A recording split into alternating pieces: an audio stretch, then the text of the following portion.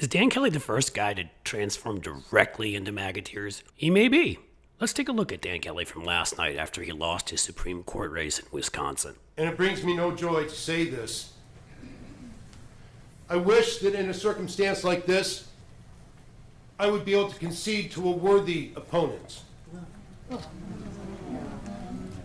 But I do not have a worthy opponent to which I can concede. Now, as you may know, this was a race to determine who would control the Wisconsin Supreme Court. 3 liberals, 3 conservatives.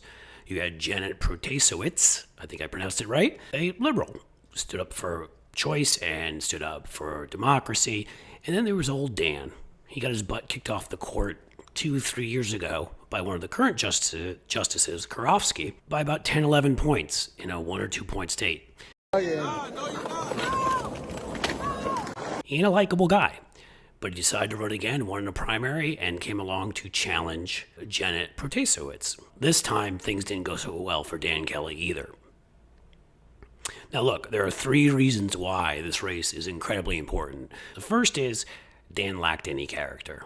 Much like his buddy Donald Trump, who endorsed him, and you can see in that whiny, wimpy video that of him refusing to concede election night, that's the type of guy he is. Before the election, he was hanging out with a pastor who endorsed hunting down abortion doctors, real sweet guy, and this was the character the man took around with him. He also was a huge proponent of Trump's big lie. Oh, yeah. Those who have Trump's character, Carrie Lake and Donald Trump, they're having some trouble winning because they can't win mainstream voters. That's a good sign. Secondly, his policies. He wasn't just a personal lack of character. He's a right-wing nut.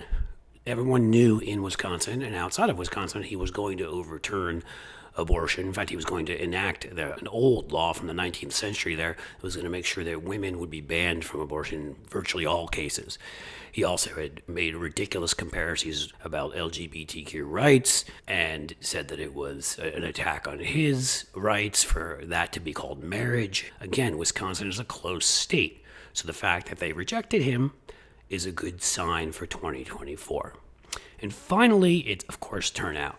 The turnout this time was enormous, okay? It was well beyond special elections in the past, and Gen Z, man, they did their thing again, and they voted overwhelmingly against Kelly and for Protasiewicz. And what that tells you is in 2024, look, Wisconsin again is the state in 2022, the awful, evil ghoul Ron Johnson, Republican, held on by a point, while Democratic Governor Evers held on by about 2 or 3 points. That's what Wisconsin normally is. It's one of those states you go late into the night waiting for a count. Kelly lost by 11 points again there. Oh, yeah. So it could just be Kelly, but I think it's everything Kelly brings to the table. It's his character, lack thereof, right-wing policies, and the fact that Gen Z, women, the rest of us, we've had enough people like him. So I don't know if you want to run a 3rd time, that would be great, but huge night for Democrats, huge night for democracy last night, so we should all be really happy.